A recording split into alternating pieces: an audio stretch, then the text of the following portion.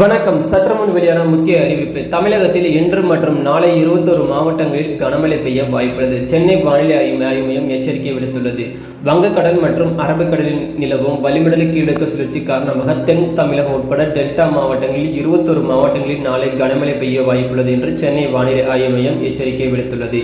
இதனைத் தொடர்ந்து பார்த்தீங்கன்னா புதுக்கோட்டை, திண்டுக்கல், தேனி, மதுரை, விருதுநகர், தென்காசி, தூத்துக்குடி, திருநெல்வேலி, கன்னியாகுமரி, ராமநாதபுரம், சிவகங்கை, நீலகிரி, கோவை, திருப்பூர், டெல்டா மாவட்டங்கள் மற்றும் காரைக்கால் பகுதிகளில் ஓரிரு இடங்களில் கனமழை பெய்யக்கூடும். 16ஆம் தேதி நீலகிரி, கோவை, திருப்பூர், தேனி, திண்டுக்கல் மாவட்டங்களில் ஓரிரு இடங்களில் கனமழை பெய்ய உள்ளது. சென்னை மற்றும் புறநகர் பகுதிகளில் இன்று வானம் ஓரளவு மேகமூட்டத்துடன் காணப்படும். நகரின் ஒரு சில பகுதிகளில் மட்டும் இடி மின்னலுடன் கூடிய லேசான முதல் மிதமான மழை பெய்ய வாய்ப்புள்ளது. அதிகபட்ச வெப்பநிலை 30 டிகிரி செல்சியஸை ஒட்டியிருக்கும். குறைந்தபட்ச வெப்பநிலை 24 டிகிரி செல்சியஸை ஒட்டியிருக்கும்.